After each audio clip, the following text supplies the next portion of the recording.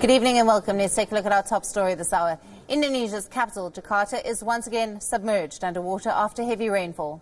The bustling metropolitan city, home to more than 10 million, has received a month's worth of rain in just 24 hours. The National Disaster Mitigation Agency has reported over 87 floods in Jakarta alone. In total, 214 sub-districts in Greater Jakarta have been severely affected.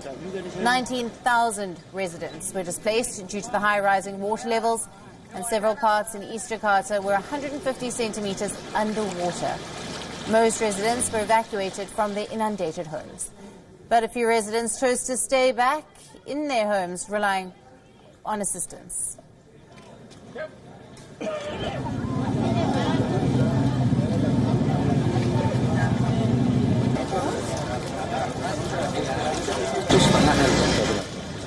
Ini Bapak dievakuasi baru sekarang?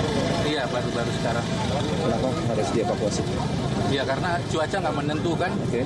Jadi ketinggian air juga surut sedikit, tapi hujan lagi. Naik lagi. Kita takut gitu. Ada khawatir ya? Iya, khawatir. Karena cuaca nggak menentu. The floods have also crippled the city's transportation system. Several key stations in the suburbs and Greater Jakarta have stopped operations. 22 bus routes across the city have been suspended. The government of Indonesia have deployed rescue operation personnel in several parts of the city.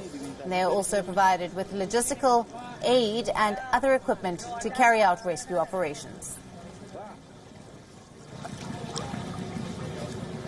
Fakta di kita sempat mengecek lokasi karena terendam cukup parah, hampir setengah rumah itu terendam air, dan beberapa orang di antaranya sudah kita lakukan evakuasi, termasuk juga kita memberikan bantuan makanan manakala mereka membutuhkan. Climate experts believe climate change to be the reason behind these floods in Jakarta.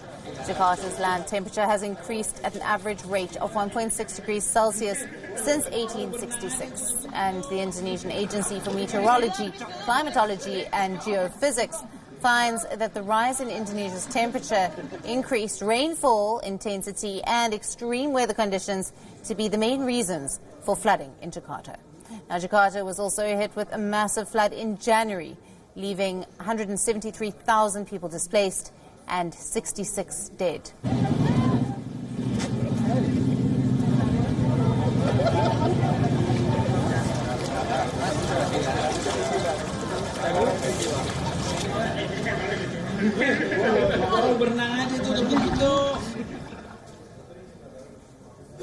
After a much-publicized contest that drew 756 contestants, Indonesia has chosen the winner, who will get to design its new capital city.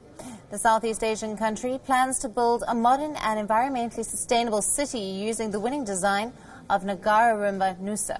Here's a full report.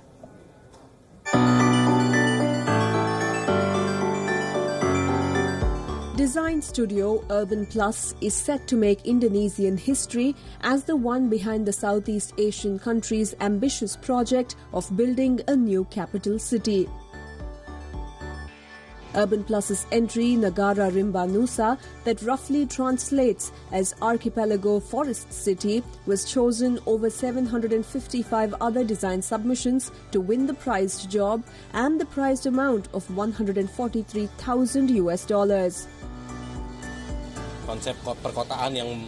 So this is an urban concept that is inspired by the rich natural resources of our country, including its waters and archipelagic state. We have observed that the location that has been chosen is very suitable for this concept. Negara Rimba Nusa was inspired by the Indian archipelago and includes concepts for the Indonesian Raya Presidential Palace and the Bhinneka Tunggal Ika Plaza. A government official said that the design will be developed into a blueprint for building a capital based on the framework set by President Joko Widodo. This is not just about relocating the buildings. Our system has changed, our work culture has been reframed. The rainforest is also part of our inspiration. We try to make this new city an integrated part of the natural ecosystem. It will be a good start. Nusa will not be the sole blueprint for the new capital. The government committee plans to incorporate elements of the top 3 designers in the competition and ideas of other internationally acclaimed urban planners.